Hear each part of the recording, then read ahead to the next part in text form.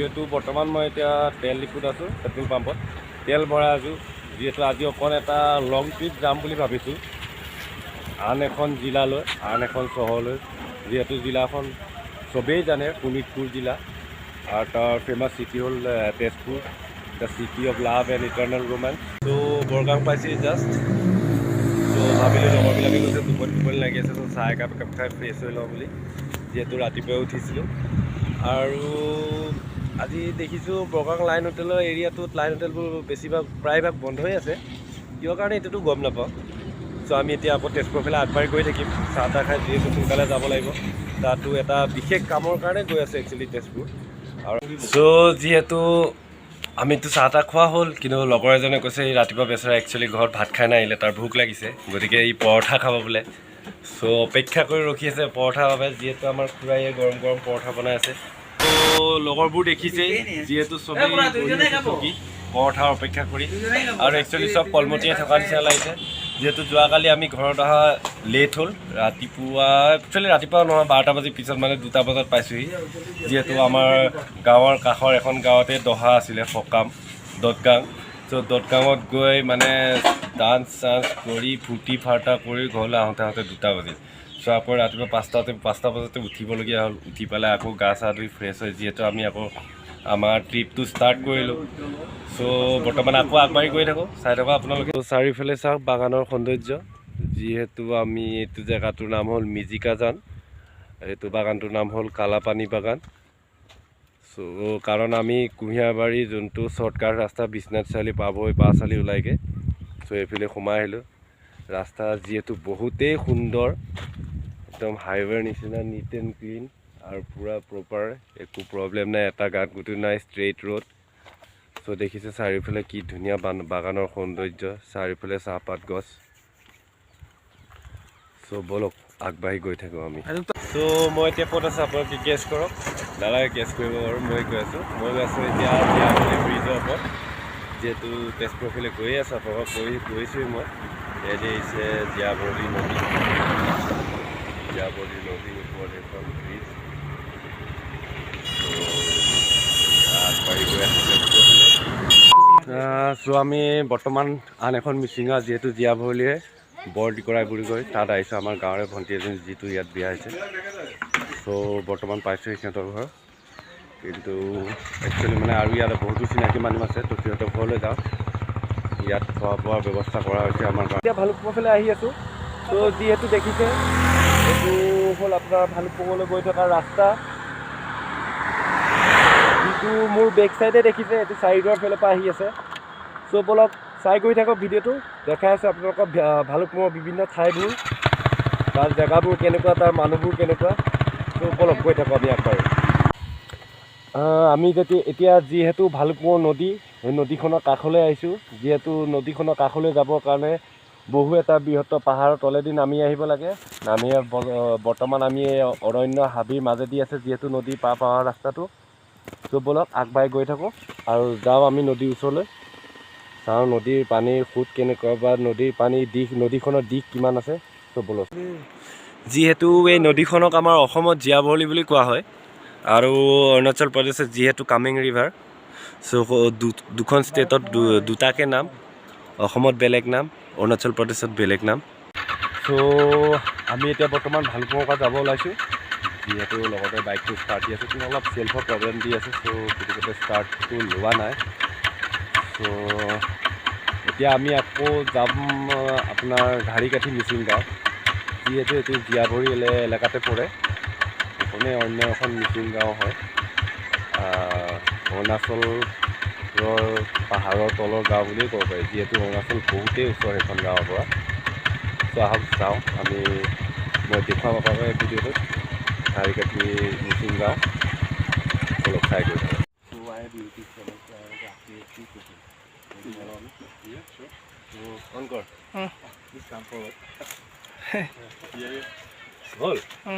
So hi, my name is Akash. Your name? Paul. From where are you? From the UK. So যিহেতু ভালুকপুঙৰ পৰা ঘূৰি আহোঁতে এজন ব্যক্তিক লগ পালোঁ। তেওঁ লগ হ'ল 5জন মেম্বাৰ। যিহেতু তেওঁলোক ইউকেৰ পৰা আহিছে, ইউনাইটেড কিংডম। চ' তেওঁলোকক মই কেইটামান প্ৰশ্ন সুধিব বিচাৰোঁ। প্ৰশ্ন মানে একচুৱেলি আমাৰ অসমৰ সৌন্দৰ্যৰ বিষয়ে বা অসমখন কেনেকুৱা লাগিছে তেনেকুৱা এক্সপ্ল'ৰ কৰি চ' আহক সুধি চাওঁ। So' how do you feel in Assam? Yeah, good. Just, How this Assam is clean and green state? it's been lovely. We've been looking for birds. Yeah. Please come in forward. Sound. We've been looking for birds. Yeah. And can you say some few words about Assam? Yeah, it's been fantastic. We've been to Kazaringa, Yeah. and now we're in Nameri Forest. Yes. And Seen lots of birds, lots of wildlife, Yeah. great food, great people. yeah. So far, so good. And how is Bhalupur here? The view. How is the view of Bhalupur? Oh, fantastic. We've just arrived. Yeah. Literally just arrived. So tomorrow we're going to the park. Wow. So when did you came to India? 3 days ago. Where did you landed in which airport? Delhi. And Delhi. then Guwahati. In after Delhi to Guwahati. Yeah. So from Delhi to Bhalupur you came by car? Yeah. Yeah, car. So Oh, no, from Guwahati. from Guwahati to Bhalupur you came by car, the Yeah. tourist cab. Yeah, via Kazaringa. So are you staying here in Bhalupur today? Yeah, over here. Or you will be there in Assam tourism. So nice to meet you. Thank you very much. Okay. So Now we get back to birds. okay, thank you. এটা selfie চ' যিহেতু দেখিছে তেওঁলোকে পিক click কৰি আছে, যিহেতু বহুত heavy হাই quality DSLR কেম লৈ আহিছে সিহঁতে, লগতে টেলিস্কোপ আছে। চ' যিহেতু জুমিং কোৱালিটি বহুত বেছি, চ' ভাল লাগিল তেওঁলোকক লগ পাই। চ' ব'লক আমি এতিয়া বেক টু ধাৰিকাঠি মিচিং গাঁও আপোনাক দেখাই আছোঁ তাৰ দৃশ্যবোৰ। সেইজন আন এজন ফৰেনাৰ, তেওঁ আকৌ পাৰ্চনেলি ছাইডত গৈ পেলাইহে মানে ফটো ক্লিক কৰি আছে। চ' ব'লক আগবাঢ়ি গৈ থাকোঁ। চ' গৈ আছোঁ আমি পুনৰ উভতি ভালুকপুৰৰ পৰা।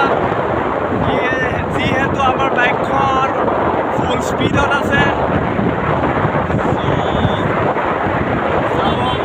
স্মুথ ৰাস্তা,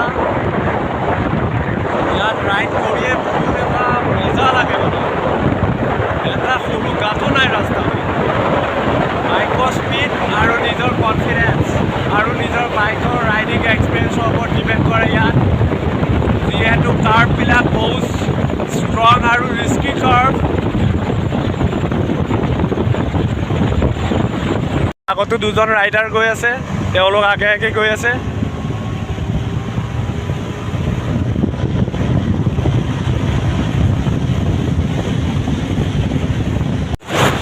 ফুল স্পীড, যিহেতু বাইক ৰেচ চলি আছে, বেলেগ কোনো নহয়, আমাৰ দুখন বাইকৰে মাজত দুইখনে ৰেচিং এডিশ্যনৰ বাইক হয়। এখন হ'ল V4, এখন হ'ল V3, just for fun. So' finally আহি পাইছোঁ আমি নামেৰি টাইগাৰ ৰিজাৰ্ভলৈ সোমাই যোৱা ৰাস্তা, Nameri national park and tiger reserve, যিহেতু পোষ্টাৰ মৰা আছে, অসমত বিখ্যাত।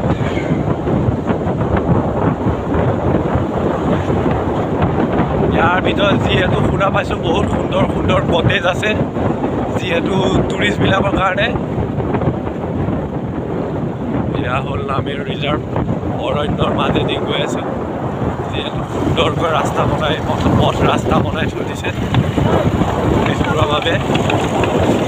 অসম ভ্ৰমণ কৰিবলৈ অহা বিদেশৰ পৰা অহা অতিথিবিলাকৰ বাবে। চ' বিৰাট এটা অসুবিধা হ'ল, যিহেতু ৰেষ্ট্ৰিক্টেড এৰিয়া, ভিতৰত শুনা পাইছোঁ ভিতৰুৱা জংঘলী জীৱ জন্তুবোৰ আছে, মানে হাতীবোৰ, গতিকে তাত এডাল বাঁহ দি বৰ্ডাৰ বান্ধি থৈ দিছে যে এই সীমাৰ ভিতৰত নাযাব বুলি।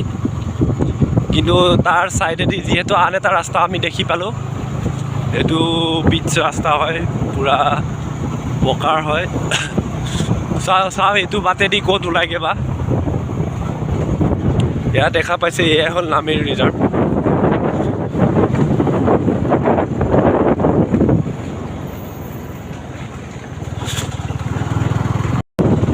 যিহেতু অৰণ্যৰ ভিতৰত বিভিন্ন ধৰণৰ জীৱ জন্তু আছে, বাঘ, হাতী, শিয়াল, হৰিণা।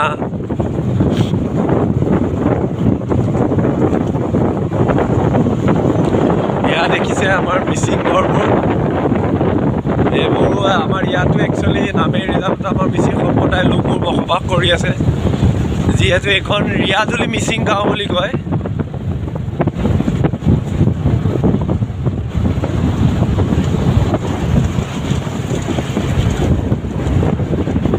ধুনীয়া পৰিৱেশ, চাৰিওফালে তামোল বাগান, তামোল গছৰ খেতি।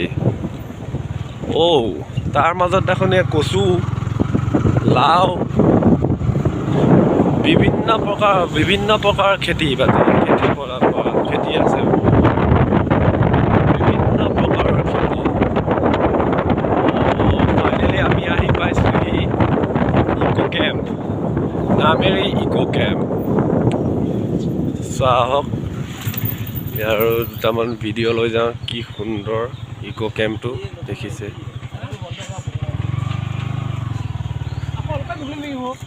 ৰখক, যিহেতু আমি পাৰ্কিং কৰি লওঁ বাইক কেইখন।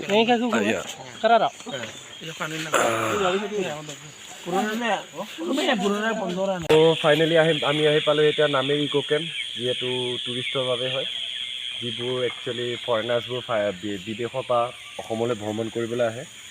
একচুৱেলি এইটো অকল ফৰেনাৰ্ছবিলাকৰ বাবেই নহয়, থাকিম বুলি ক'লে আমিও থাকিব পাৰোঁ। চাওক কি সুন্দৰ সুন্দৰ কটেজবোৰ, এইবোৰ with full AC, with full facilities ইয়াত প্ৰভাইড হ'ব, ফুল ফেচিলিটিছ।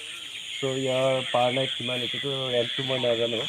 আৰু টোটেলি 1 2 3 4 5 5টা আছে ইয়াত কটেজ। লগতে এইফালে এইটো দেখিছে আপোনাৰ ৱাটাৰ টেংক, লগতে ইয়াৰ ৰেষ্টুৰেণ্ট আছে, কেফে আছে। ত' যিহেতু ইয়াত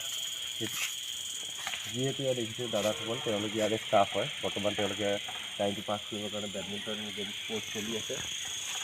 ত' যোনজনে ভিডিঅ' কৰি আছে একচুৱেলি মোৰ লগৰীয়া হয়। আমি দুজনে ৰাইড কৰি আহিছোঁ, আমাৰ লগত আৰু দুজন ৰাইডাৰ আছে। তেওঁলোক বৰ্তমান বেক চাইডে জেগাবোৰ চাই আছে, ফিল কৰি আছে ইয়াৰ এনভাইৰনমেণ্টটো, পৰিৱেশটো। ত' আহক আমি আগবাঢ়ি গৈ থাকোঁ আৰু কি দেখা পাওঁ ভিতৰৰ ফালে।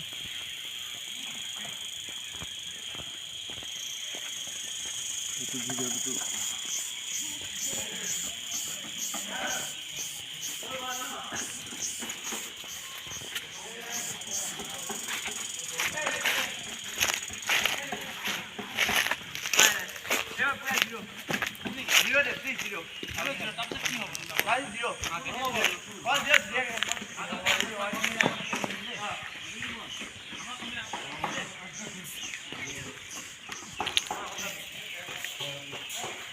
চাওক ইয়াত কি ধুনীয়াকৈ সজাই থৈছে, ডাইনিং হল, ৰেষ্টুৰেণ্ট, প্লাছ এইটো পাৰ্টি হলো হয়। যিকোনো আপুনি ইভেণ্টটো অৰ্গেনাইজ কৰিব পাৰে ইয়াত কৰিম বুলি ক'লে, ইভেণ্টৰ কাৰণে বহুত বেষ্ট হয়। যিহেতু প্ৰগ্ৰাম তেনেকুৱাও কৰিব পাৰি। ইয়াত দেখিছে আপুনি ডাইনিং। আৰু কি দেখা পাওঁ,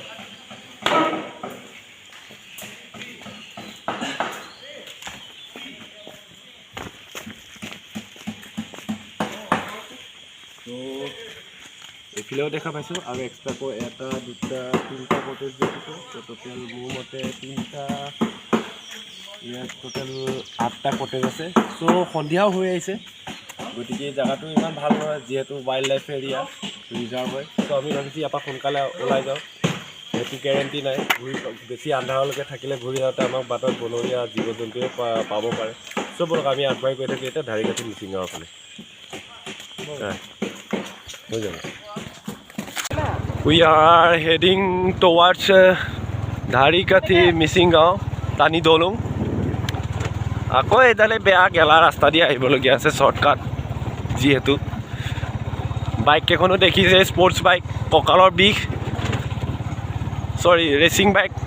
বাইক কেইখনতো দেখিছে, যিহেতু ৰেচিং বাইক, কঁকালৰ বিষ, চলাইতো বাহুকেইটা নকওঁ আৰু কি গতি হৈছে। লগত এনেকৈ মানিছোঁ, যোৱা কালিৰ পৰা আমি ৰাইডত ওলোৱা, এই ট্ৰিপটোত ওলোৱা, সিও বেচাৰা নন ষ্টপ ৰাইড কৰি আছে আৰু ময়ো ৰাইড কৰিছোঁ, কাৰণ যিহেতু আমাৰ দুখন বাইক।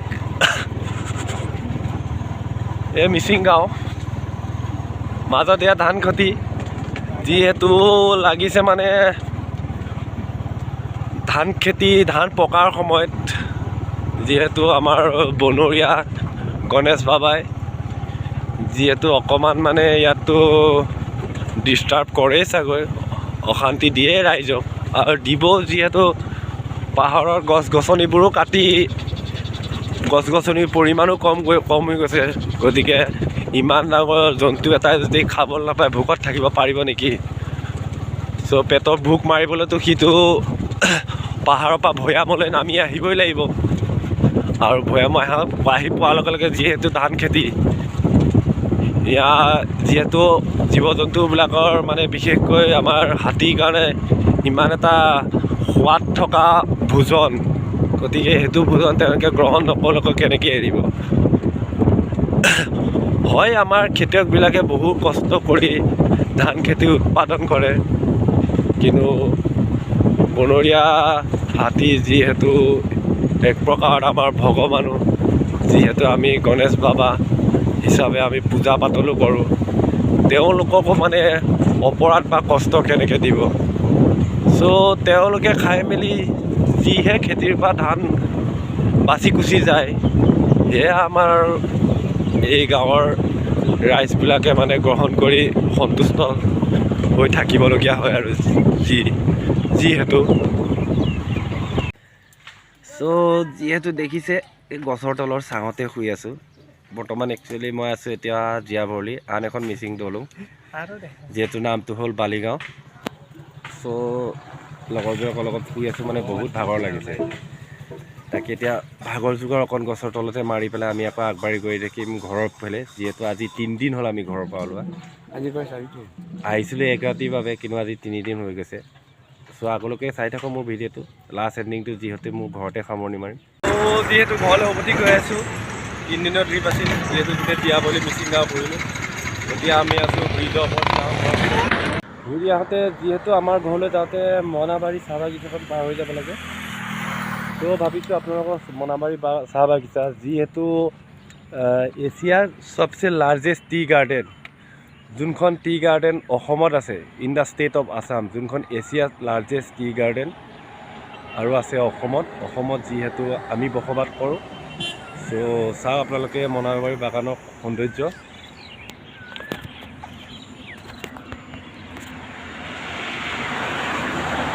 এই হ'ল মনাবাৰী বাগান, এছিয়াছ লাৰ্জেষ্ট টি গাৰ্ডেন, যিখন অসমত আছে।